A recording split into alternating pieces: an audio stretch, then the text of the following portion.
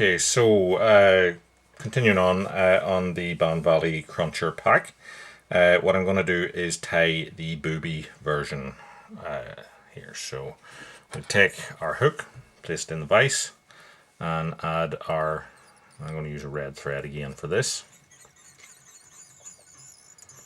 Take our tying thread down to the end of the flat portion of our body. So in this one, what I'm going to do is I'm going to use one of our hackles and I'm going to use that to create the tail. So what we want to do here is to take some of the fibers from that. So we pick one of the bigger feathers that we have. Strip that back. And we're going to find a section of it here, and I said I've just folded it out so that I can grip it, and then I'm just going to fold that back, peel it off. Now we don't want a huge bunch. It's a little bit fiddly to get them flipped back and forward between your fingers, and I said we only need a few fibers, we don't need a lot. Tie those in.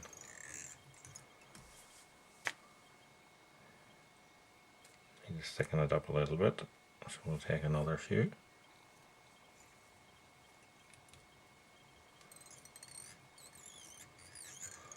Once they're tied in at the rear, you can choose to have them splayed, or you can pull them tight and then go back over them a little bit, and that'll tighten them up into a neater tail. So for this one, I think we'll use the red wire as our rib again. So take my red wire,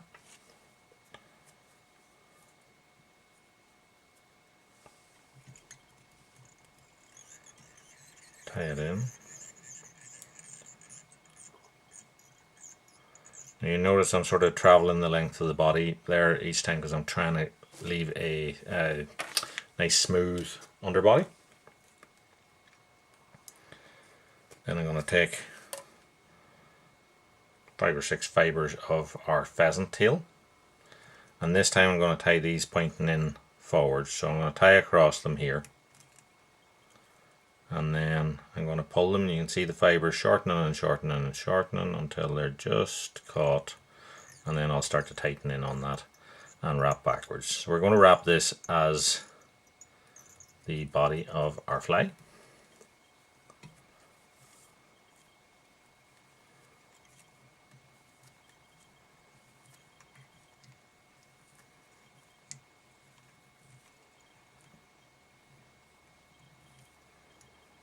I'm going to leave about a third of it at the front here and tie off. So I've about a third of the shank left bare here. And I'm going to take our rib, and I'm ribbing in the opposite direction of the way I wrap the fibers, and that'll make them stand out more. And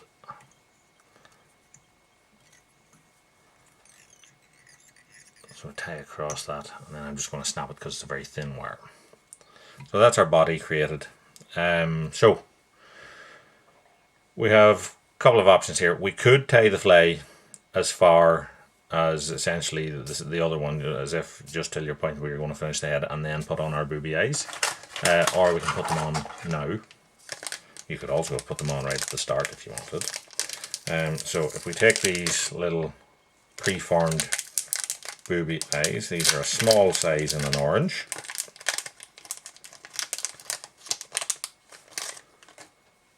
So these are, it has been a booby cord that then someone has wrapped in the center to separate these into the two eyes. So I'm going to set that up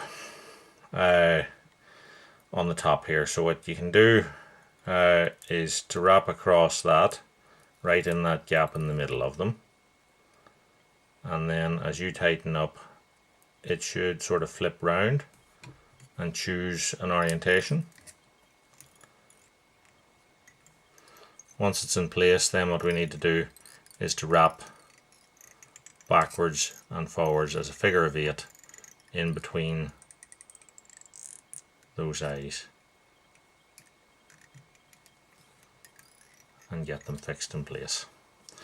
Now, varnishing and gluing these in place, I would kind of shy away from if you can, because sometimes you'll find that it can react with the materials that booby eyes are made of, or that it can, even if it doesn't react with them, it can stiffen it and make the portion of them where it is glued liable to rip or to break. So I would kind of avoid it if we can, and just try and work with solid sort of figure of 8 wraps. So now we can put in a little thorax. So I'm going to use the pearl tinsel that we have here. I'm going to tie that in, trim off, and then just wrap a few wraps in the one spot, and that will give us a pearl sort of flash accent. I'm going to fold it back on itself then as I wrap in. I'm tying in so that it jumps in front of the tinsel there. So now we can see we have our little pearl accent thorax, and then it's time to put on our hackle. So the hackle that we used for the tail will suffice, so I'm going to cut that off, leave a little tiny bit here at the front just for tying it in, and get that. I'm going to set that between the eyes and then wrap just behind the eyes, and that'll catch it in place. So now we want to get 1 or 2 turns of our hackle on right in behind the eyes. I'll take it up between the eyes, and then you sort of have to, it's a little bit fiddly, but figure of 8 sort of wrapping, you're kind of wiggling through there so as you're wrapping over your material but you're not catching the eyes. Then I'm going to pull the hackle backways and put in another couple of turns just to hold it in place.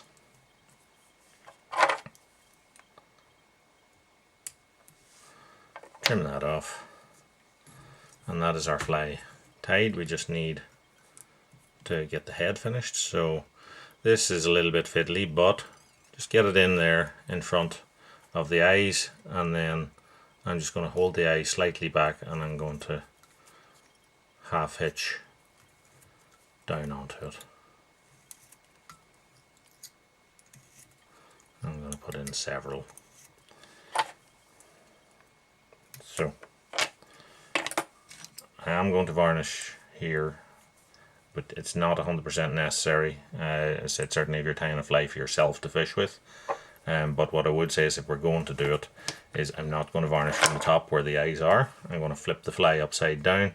I'm going to pull back all of the underneath materials, and I'm going to use a thin varnish.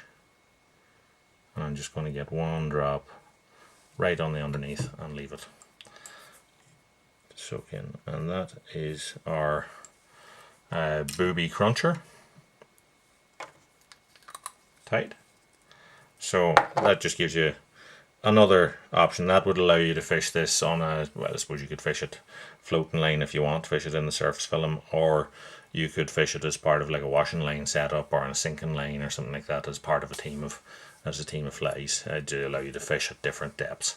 And again, it's going to imitate a variety of different nymphs, and I suppose to a certain degree, given that the eyes and that are there, it'll also imitate a small fry pattern.